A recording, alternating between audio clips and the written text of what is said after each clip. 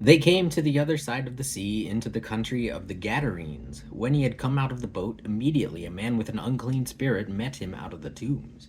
He lived in the tombs. Nobody could bind him any more, not even with chains, because he had been often bound with fetters and chains, and the chains had been torn apart by him, and the fetters broken in pieces. Nobody had the strength to tame him. Always night and day, in the tombs and in the mountains, he was crying out and cutting himself with stones. When he saw Jesus from afar, he ran and bowed down to him, and, crying out with a loud voice, he said, "What have I to do with you, Jesus, you Son of the Most High God? I adjure you by God, don't torment me." For he said to him, "Come out of the man, you unclean spirit." He asked him, "What is your name?" He said to him, "My name is Legion, for we are many." He begged him much that he would not send them away out of the country. Now on the mountainside there was a great herd of pigs feeding. All the demons begged him, saying, "Send us into the pigs, that we may enter into them." At once Jesus gave them permission. The unclean spirits came out and entered into the pigs. The herd of about 2,000 rushed down the steep bank into the sea, and they were drowned in the sea. Those who fed the pigs fled and told it in the city and in the country. The people came to see what it was that had happened. They came to Jesus and saw him who had been possessed by demons sitting clothed and in his right mind, even him who had the legion, and they were afraid. Those who saw it declared to them what happened to him who was possessed by demons and about the pigs. They began to beg him to depart from their region. As he was entering into the boat, he who had been possessed by demons begged him that he might be with him. He didn't allow him, but said to him, "Go to your house, to your friends, and tell them what great things the Lord has done for you, and how he had mercy on you." He went his way and began to proclaim in Decapolis how Jesus had done great things for him, and everyone marveled. So, of course, first thought here, didn't happen. Second thought, why'd you have to kill the pigs? You put the demons from the man into the pigs and killed the pigs? Did that kill the demons, or did the demons just, go back to hell or whatever? I don't know. Do I believe in demons? Not really, outside of our own mental problems. So I don't, to me it doesn't make sense how you can transfer a mental illness to a pig or a herd of 2,000 pigs. But everyone ran away and told everyone else. I don't know what they told them exactly. All our pigs went crazy and ran off a cliff. Or some guy came out and put demons into our pigs and then they ran off a cliff. They told them something though, and I guess they told them the whole story as we read it here. I don't know. When Jesus had crossed back over in the boat to the other side, a great multitude was gathered to him, and he was by the sea. Behold, one of the rulers of the synagogue, Jairus by name, came, and seeing him, he fell at his feet, and begged him much, saying, "My little daughter is at the point of death. Please come and lay your hands on her, that she may be made healthy and live." He went with him, and a great multitude followed him, and they pressed upon him on all sides. A certain woman who had a discharge of blood for 12 years, and had suffered many things by many physicians, and had spent all that she had, and was no better, but rather grew worse, having heard the things concerning Jesus, came up behind him in the crowd and touched his clothes. For she said, "If I just touch his clothes, I will be made well." Immediately the flow of her blood was dried up, and she felt in her body that she was healed of her affliction. Immediately Jesus, perceiving in himself that the power had gone out from him, turned around in the crowd and asked, "Who touched my clothes?" His disciples said to him, "You see the multitude pressing against you, and you say, 'Who touched me?'" He looked around to see her who had done this thing. But the woman, fearing and trembling, knowing what had been done to her, came and fell down before him and told him all the truth. He said to her, "Daughter, your faith has made you well. Go in peace and be cured of your disease." While he was still speaking, people came from the synagogue ruler's house, saying, "Your daughter is dead. Why bother the teacher any more?"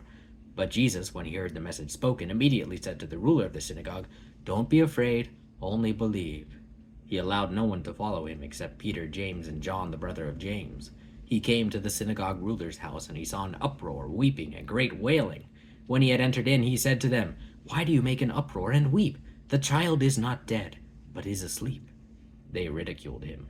But he, having put them all out, took the father of the child, her mother, and those who were with him, and went in where the child was lying. Taking the child by the hand, he said to her, "Talitha kumi," which means, being interpreted, "Girl, I tell you, get up." Immediately the girl rose up and walked, for she was 12 years old. They were amazed with great amazement.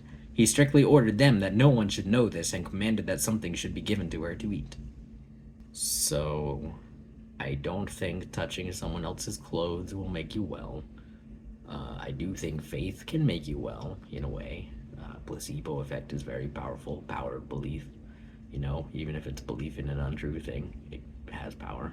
I don't believe Jesus had clothes sensing powers, other than he might have felt her if she was like, really pressing up on him. Um, I like how the disciples are the constant voice of reason. Like, dude, there's a whole fucking crowd here. There's always a crowd with you, constantly squishing you. What do you mean, who touched me? It could have been literally anybody. That's fun to me. And then I don't know how he would have known from outside if the daughter was okay. He seemed to know exactly what her problem was and how to fix it. I don't think we really have enough information to say what happened. She could have been comatose, she could have been knocked out, she could have just been faking. Like, it's really unclear. We'll go over to the King James Version and be done with this chapter. And they came over unto the other side of the sea, into the country of the Gadarenes. And when he was come out of the ship, immediately there met him out of the tombs a man with an unclean spirit, who had his dwelling among the tombs, and no man could bind him, no, not with chains. Because that he had been often bound with fetters and chains, and the chains had been plucked asunder by him, and the fetters broken in pieces, neither could any man tame him. And always night and day he was in the mountains and in the tombs, crying and cutting himself with stones. And that does just sound like a deeply disturbed person. Don't know if he has some kind of tragic backstory or mental illness or what this guy's problem was, but it's not hard to imagine a person doing that. And how upsetting it would be to witness. But when he saw Jesus afar off, he ran and worshipped him, and cried with a loud voice, and said, What have I to do with thee, Jesus, thou Son of the Most High God? I adjure thee by God, that thou torment me not. For he said unto him, Come out of the man, thou unclean spirit. And he asked him, What is thy name? And he answered, saying, My name is Legion, for we are many. And he besought him much that he would not send them away out of the country. And there was there nigh unto the mountains a great herd of swine feeding. And all the devils besought him, saying, Send us into the swine, that we may enter into them. And forthwith Jesus gave them leave. And the unclean spirits went out and entered into the swine, and the herd ran violently down a steep place into the sea. They were about 2,000, and were choked in the sea. And they that fed the swine fled, and told it in the city and in the country. And they went out to see what it was that was done. And they come to Jesus, and see him that was possessed with the devil, and had the legion, sitting and clothed, and in his right mind. And they were afraid. And they that saw it told them how it befell to him that was possessed with the devil, and also concerning the swine. And they began to pray him to depart out of their coasts. And when he was come into the ship, he that had been possessed with the devil prayed him that he might be with him. Howbeit Jesus suffered him not, but saith unto him, Go home to thy friends, and tell them how great things the Lord hath done for thee, and hath had compassion on thee. And he departed, and began to publish in Decapolis how great things Jesus had done for him, and all men did marvel. And when Jesus was passed over again by ship unto the other side, much people gathered unto him, and he was nigh unto the sea. And behold, there cometh one of the rulers of the synagogue, Jairus by name, and when he saw him, he fell at his feet, and besought him greatly, saying, My little daughter lieth at the point of death. I pray thee, come and lay thy hands on her, that she may be healed, and she shall live. And Jesus went with him, and much people followed him, and thronged him. And a certain woman, which had an issue of blood 12 years, and had suffered many things of many physicians, and had spent all that she had, and was nothing bettered, but rather grew worse, when she had heard of Jesus, came in the press behind, and touched his garment. That's one of the more believable parts of the story, that all the physicians of the time just made shit worse. For she said, If I may touch but his clothes, I shall be whole. And straightway the fountain of her blood was dried up, and she felt in her body that she was healed of that plague. And Jesus, immediately knowing in himself that virtue had gone out of him, turned him about in the press, and said, Who touched my clothes? And his disciples said unto him, Thou seest the multitude thronging thee, and sayest thou, Who touched me? And he looked round about to see her that had done this thing. But the woman, fearing and trembling, knowing what was done in her, came and fell down before him, and told him all the truth. And he said unto her, Daughter, thy faith hath made thee whole. Go in peace, and be whole of thy plague. While he yet spake, there came from the ruler of the synagogue's house certain which said, Thy daughter is dead. Why troublest thou the master any further? As soon as Jesus heard the word that was spoken, he saith unto the ruler of the synagogue, Be not afraid, only believe.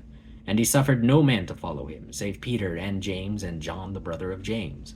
And he cometh to the house of the ruler of the synagogue, and seeth the tumult, and them that wept and wailed greatly. And when he was come in, he saith unto them, Why make ye this ado, and weep? The damsel is not dead, but sleepeth. And they laughed him to scorn. But when he had put them all out, he taketh the father and the mother of the damsel, and them that were with him, and entereth in where the damsel was lying. And he took the damsel by the hand, and said unto her, Talitha cumi, which is, being interpreted, Damsel, I say unto thee, arise. And straightway the damsel arose, and walked, for she was of the age of 12 years. And they were astonished with a great astonishment. And he charged them straitly that no man should know it, and commanded that something should be given to her to eat. I kind of like that little detail at the end, like, she hungry. Like, that's a good... It's not the kind of detail you think they would just invent because he was doing, like, divine stuff. But, like, you know, if you actually woke someone up, or, you know, not woke them up, but if someone actually recovered from being, like, in a coma or in unconscious or fainting or whatever, like, depending on how long they were out, yeah, probably pretty hungry. Good thinking Jesus. Sensible Jesus. So that's about it for chapter 5. Not a lot to say other than what I've already said. Not the worst chapter by far. I just want to avoid believing the magical stuff too much because it's a departure from reality, and it distracts from, you know, real things that could actually help people. But overall, not a bad chapter, and we'll see what chapter 6 has in store next time.